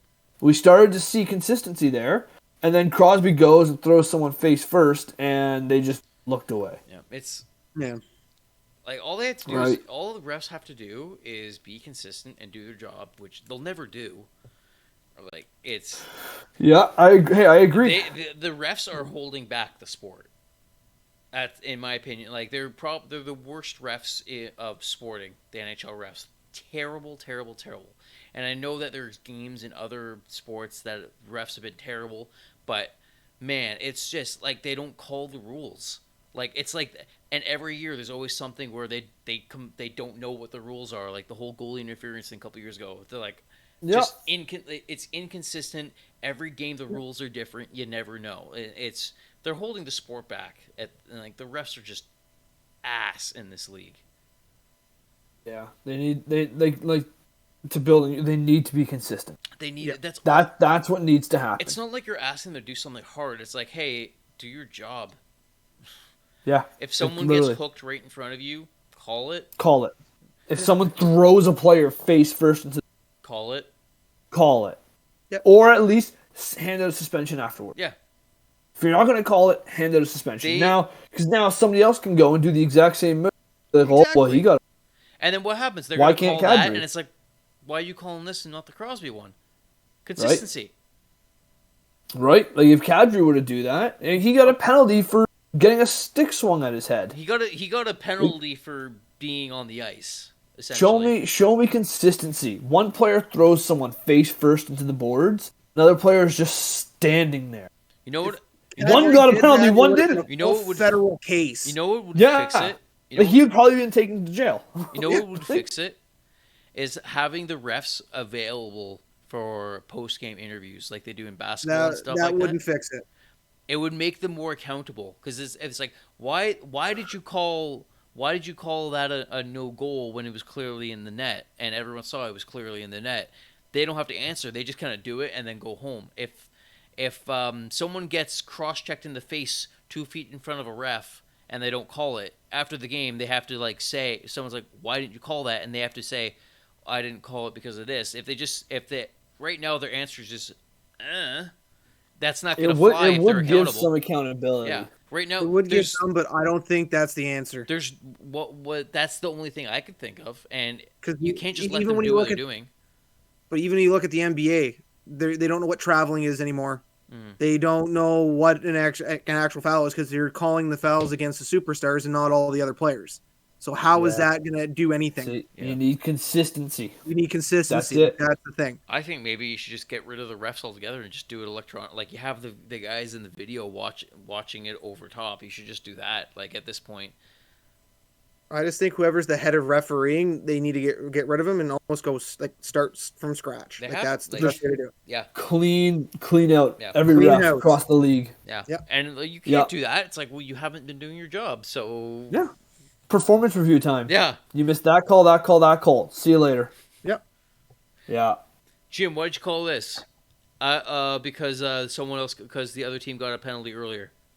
It's not a reason to call a penalty. Oh. Okay. Yeah. I agree. No, I fully agree. Yeah, they got to figure something out there though. Do you guys want to talk about Caulfield finally being brought back up? Has he played yet? He's played 3 games, no points, but the big thing is he's been playing better though. He's been more confident. He's shooting more. He's going into corners. He's not the shell who he was when he started the season. Okay. So he's looking better. And when he was down in the A, he played 5 games and had 6 points. So He didn't belong. he did not belong. No. Well, hey, I hope things turn around for him because he is a good player. He just needs to figure it out. He's also on a terrible, terrible team right now. Yeah. It sucks having good players on bad teams. Like you can only do so much. It's a team sport. Yeah. Yep. I agree. Okay, so back to the Sidney Crosby thing with no penalty, no suspension there. Did you guys see what happened to Jake Allan with Larkin. What's his name? Dylan Larkin. Thank you. Yeah, did you see that? Yes. Yeah. So this is the funny thing. I rewatched it again and again, and I even rewatched it today. And at first, when I first saw it, I thought Larkin, what a dick. Just absolutely drove home to the goalie. Yes, but then actually, when you watch it and see the slower replay of it, Petrie pushes him in. Yeah. Jake Allan. Yeah. So yeah.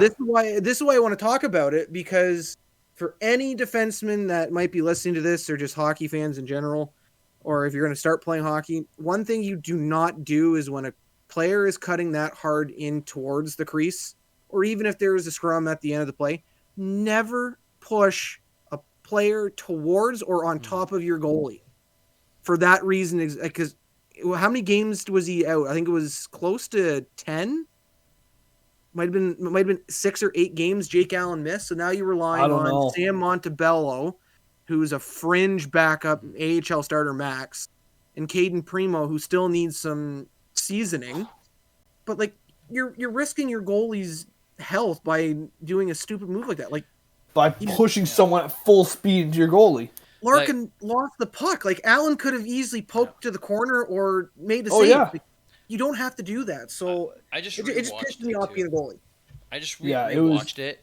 Like that was such a bad play to hit him. Like it wasn't even like a shot. Like he smashed him from behind right now. Oh yeah. Yeah, it was a terrible play. Like it just makes no sense. So any D or forwards back checking out there, don't push a guy towards your goalie. Take the angle. Take him. Like if he's gonna cut in front, let the goalie poke check or slide it with him. Just don't do that. It's not worth taking out your only goaltender. No, because then you feel like a dick after as well. Yeah. Because you see it on Petrie's face. He doesn't even grab Larkin. He stands there going, shit. Yeah, because he knows what he did. Yeah. Like, he caused this to happen. Yeah, that was brutal. That's a brutal hit. Sending a player full speed into your goalie. Idiot. Yeah. And, like, Allan, there's nothing he could do about it. No. He was playing the puck. Yep. Yeah. Like, he couldn't really brace for it. Like, he had to make sure the puck didn't go in the net. Yeah. That's his first priority. Did he go into concussion protocol? What was his what was he out with? I never really got a full report on that, because it was like it started as an undisclosed injury, and then I think it went to body, so it could have been like neck, shoulder. Yeah, because he continued in the game. Mm-hmm. Yeah. But then it was after he sat out, so I think there might have been something like neck, shoulder for when he went back. Yeah, that makes sense. Luckily, the helmet doesn't fall all the way off until after he hits the post. Yeah. So at least he had the protection there. Okay. Yeah. But yeah, it was scary though. Not nice to see. Nope. I think we're getting to the end here. I see there's 2 things we should bring up, and one of them I know Chase wants to get at. In our notes, it is bolded and 5 times the size of all of our other notes.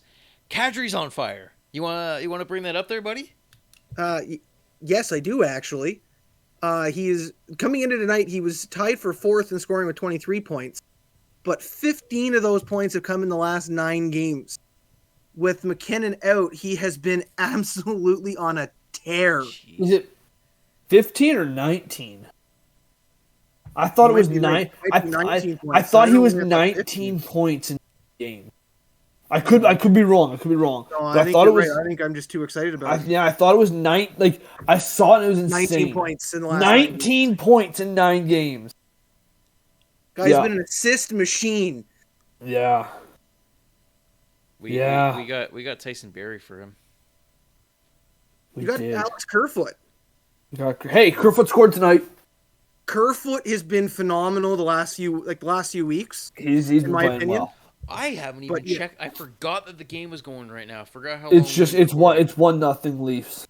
Colorado's up 2-1 Anaheim. If you guys were wondering, Kerfoot got the goal. Beauty. All right, so moving on here. Leafs are quarter way in. Before tonight's game starts, Leafs are 20 games in, quarter way. Where do you guys think they'll finish in the division now? Give me your top 4. Give me what your original top 4 predictions were. And then now looking at how dominant the Panthers are, what do you think the division will end at now? You want to go first, buddy? Chase? Yeah, I'll go first because Wow, I was a quarter of the way in. I think I'm way off with what I initially said. What I originally had was Boston, Florida, Tampa, Toronto. Oh, you had Toronto last.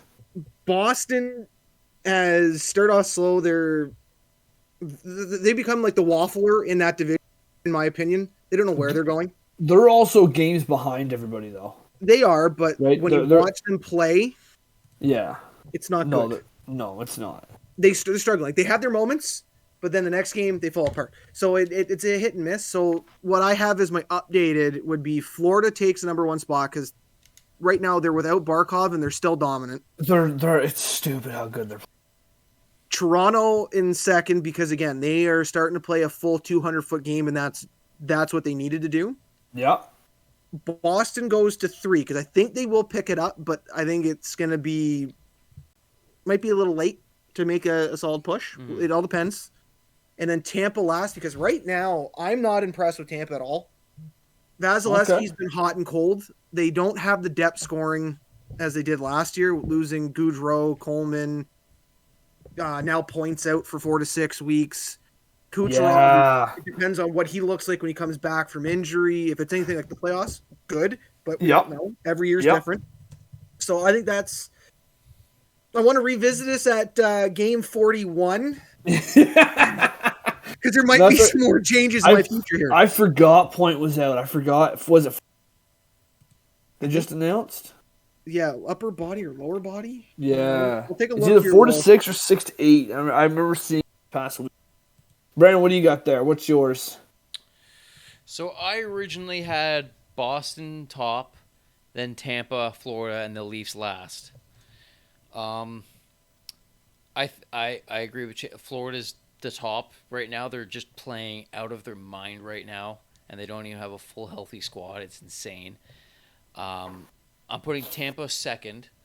Like you said, Vasilevsky's been playing good, like hot and cold, but like it's Tampa. Their team is still unreal. They're like right now they're third in the division right now. Like they're behind the Leafs, but they're also Leafs also have 2 games.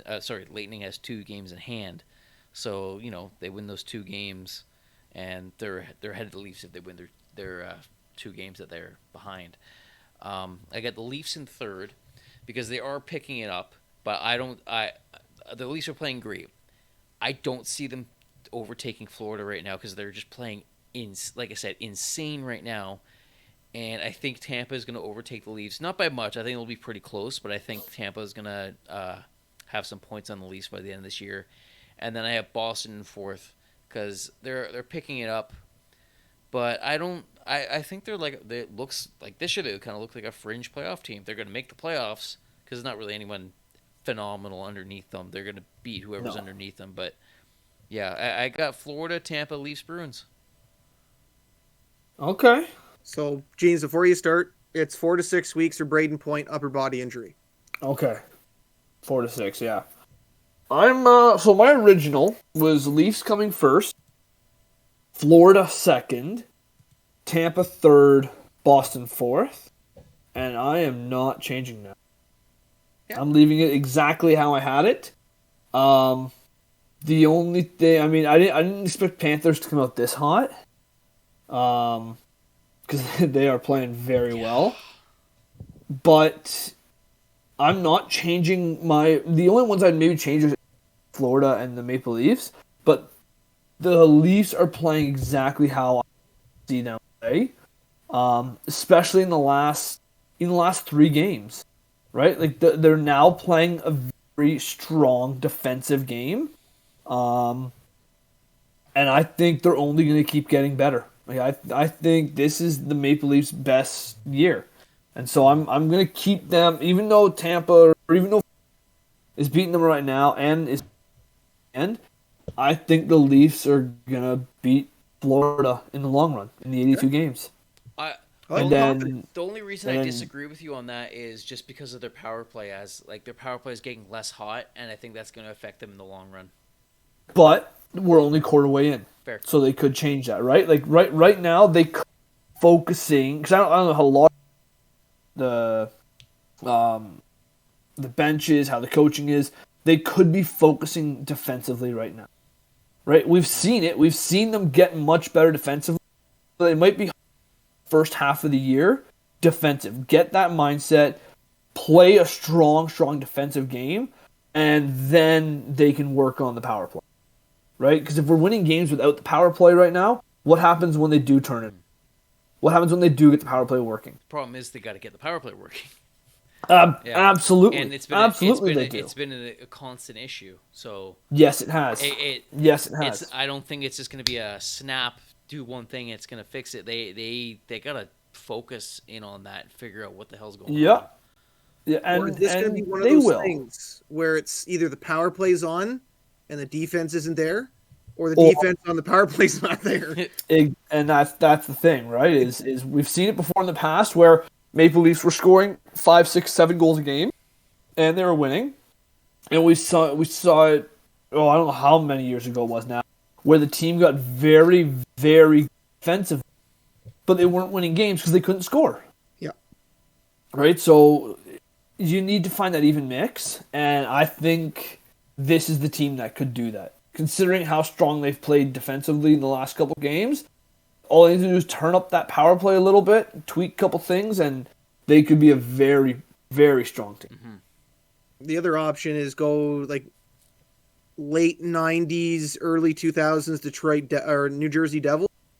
Screw offense, you play straight trap defense, get 1 or 2 goals, and that's it. That will never work for the Leafs. That will never work for any other team for one reason and one reason, and his name is Scott Stevens. Scott Stevens was the reason that worked. That and the reason that worked so well. Yeah. Just the two of them together, they just shut everything down. That was stupid. Yeah, you couldn't step into the offensive zone. Not with him then. Nope. Like he shut everything down. And even if you got past him, Scott Niedermayer would just swing in, steal the puck from you, and turn it right back around. And if you happen to get past the two of them, then you had goaltending to win. Yeah. Like, there's a reason they won 3 Stanley Cups in 7 years, 8 years? Something like that. Something along those lines. Yeah. So, I don't know. There's a reason they won them.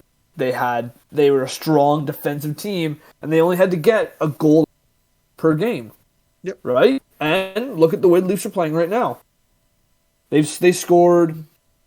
won two of the last 3 games, and they scored 5 goals in 3 games. All right, so here's what the Leafs do then. They trade for Radko Gudas because he's kind of like the modern day Bring in Gudas. Get rid of Richie and give me Gudas. I'll be so happy. I would love to have him. Oh, that would be good to see. All right, guys, next 3 games coming up on the Leafs schedule. LA Kings tonight, which we know they're winning 1-0. Sharks on Friday and Ducks on Sunday. What do you guys think? Is it cheating to say I think they might win tonight because they're no? I'll say accept it. You can say they're gonna win tonight. Right. I'm gonna say they're gonna win. Okay. So here, I'll give you my predictions first. I'll go first this time, guys. Since I'm always predicting they're gonna win. They're gonna take all 3. You know what? Maybe. Hold on. How? Because I know the Ducks are hot right now. They're losing 3-1 to the Avs right now. Oh, that's good. Just so you know, it's bad for me in fantasy because I have John Gibson. Oh. You know what? I am. I'm gonna say Leafs are gonna take all 3. I'm sticking with it. I know they're all away games, but I think Leafs take all 3. What do you think, Chase? I was gonna say they're gonna beat the Kings regardless because even though they're playing better than they have in the past, they're still missing a few pieces. I say they beat the Sharks, and I think they're gonna lose to the Ducks. Okay. Getzlaf's been playing very well lately. Gibson's he can shut anything down. Yeah. And now with Raquel, Raquel back in the lineup for them. I Well, think the Ducks are going to be a little stronger, so they'll be able to. I think they're going to take that one. okay. What about you, Brandon? I'm kind of. Oh man, I wanted to say they're gonna win all three. I want to say it, but Do you though? Because you have them finishing third It's in the Atlantic, so I feel like we should say they're going to go all in three. no, yeah, but look who's ahead of them. They're not gonna catch Florida. yes, they are, I Brandon. don't think they are, man. I think the Leafs will do great this season, but man, like Florida's insane. You had Florida finishing third originally. I didn't. No one knew they were going to be this good. I said they were going to come second. You didn't know they were going to be this good. I Don't said they were going eat to come it. second. Whatever. I said they were going to come second by 2 points. That's what I said. I'll say it again. Florida will finish second in the division by 2 points Right there. or less. All right. Okay. All right. Okay. The Maple Leafs finishing first with 121 points. Jesus. Okay. I don't know if that's going to happen. But the Leafs are going to finish first, and Florida's going to finish second within 2 points. If you Mark made it that here. prediction right now, I'd be saying that's a bold move, cut, unless he pays off for you. What do you think? 121 points for the Leafs, 100 Florida? Do you want to make a Tim B bet on that? No. Absolutely not. I really don't think Around by that, then. I really don't think that's going to I'm happen. going to stockpile them. Yeah. All right, Brandon, so you go with all 3 wins? 2-1. Beat the Kings, beat the Sharks, lose to the Ducks. Okay. All right. Well, we'll see what happens. Yeah, we'll see what happens. All right, I think that's it for me this week. You guys have anything else you want to add? The only other thing though is just as a quick little touch point is keep your eye on the province of Quebec right now. They are in talks to set up meetings with Bettman to see what they have to do to bring the Nordiques back. Main reason why is they have a rink that was built in 2015. It seats 18,200 or 200 and change. So that there's still a lot on the table for something like that to happen. So we got to wait and see because you can't do an expansion. It'd have to be a relocation. And I mean, there's 2 teams that could benefit for a relocation. Yeah, but Which 2? Buffalo and Arizona. Buffalo won't be relocated. It won't be Buffalo. They're so trash. It's not even. It doesn't matter from the Canadian people coming across the border. Doesn't matter. They will not move Buffalo. It's stupid. Because the amount of money that Buffalo brings in from Canada, and I don't think they'll move Arizona. I think Arizona might be in talks to be relocated. It'll probably be in the next I would say 2 to 3 years, but I don't think it'll go to Quebec. They'll try to put them in Kansas City. Yeah, I don't think Bettman's going to give Canada an 8th team. I don't think so either. The only way there'd be an 8th team in Canada is if it's an expansion, and it'd have to be 2 teams coming in to make it 34. You can't go 33. Why not? We went 31. They went 31, but right away they were already talking to Seattle because they don't want odd numbers. They want down the board. If it comes down to where they'll do 1, but then guaranteed. So let's say Quebec, it's the 33rd team. There will be a 34th. Houston has 34 within a year or 2. Yeah, they'll have something lined up for the next 5 years after to make sure it's an even number. The Texas, but I don't think they do another expansion for at least 10 years. Yeah, they had a lot they'll have to relocate a team if Quebec wants to get one, but even then, I don't think they wouldn't take an American team and bring it to Canada. They wouldn't want to do that. They've done it before. Yeah, but they don't want to do that. No, and I don't think they're going to. No, the only way that they'll do a relocation to Quebec is if they can show same thing what Winnipeg did in Seattle. Mm-hmm. They have to show that they have the season tickets right away. Mm-hmm. Yeah. If you can have that, then Bettman will sit there and go, ooh, money. Okay, done. So yeah, but it's money going out of the. Yeah, but the money that they can make though, going back to having a Montreal-Quebec rivalry, because that was huge in the late '70s into the '80s, even the early '90s too. What helped that the Nordiques were a powerhouse team before they got moved. That one year, I think it was 94, 95 with the lockout that shut them down midway. if they had continued to play that season, I would have put money down that the Nordiques win that Stanley Cup because they had Sakic, Forsberg, Sundin, Hextall. Like the team was just stacked. Adam It Cole was- on defense. it was pretty much like a team of captains. Yeah, it was stupid. They all went to other teams and all became captains. Like, Yeah. they were a dominant force. It was stupid. Ronnie Tugnut was the backup. Like that's a great backup at that time frame. Yeah. I don't even know who that is.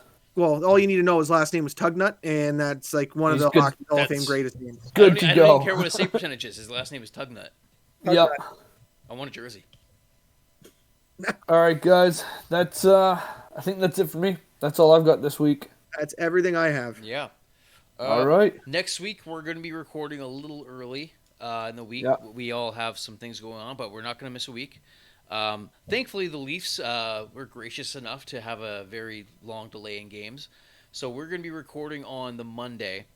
Podcast will be up Tuesday or Wednesday, so not too far off of what we're normally going to put up. But the Leafs play Sunday, and then they don't play till Wednesday, so we're not going to miss any games. It works out fairly well. So we'll be up, and you'll be hearing from us again Tuesday, Wednesday next week. Put out the tweets and stuff to make sure you guys all know when it's going up, so you don't miss it. And that's it for me, guys. Anything you want to put in before we sign off? That's it. That's all I got. 1-1 Arizona Edmonton. The goal from Edmonton, of course, power play. McDavid from Draisaitl and Barrie. Oh, that's last thing I'm saying. Yes. Yeah. And before we go, just checking. Leafs are still up 1-0 on the Kings. 2 minutes left in the first. All right. Who's staying up to watch? No. Chase. I'm I'm gonna gonna probably be up until the second. I'm wide awake right now. I gotta like shower and stuff. That might wake me up, so I might stay up. We'll see. The Avs are on, so I'll just flip back and forth. Yeah, that's fair. Do you have one of those Not TVs me. that lets you like split screen 2 different channels? No, but I can. What I'll do sometimes is I'll do the split for my HDMI cord. So I'll have one game going on. Yeah. Tab, and then I'll drag one game to my TV, so I have 2 going at the same time. Yeah. Smart. Smart. All right then, Yes, guys. sir. All right then, guys. We will talk to you next week. Until then, go Leafs, go.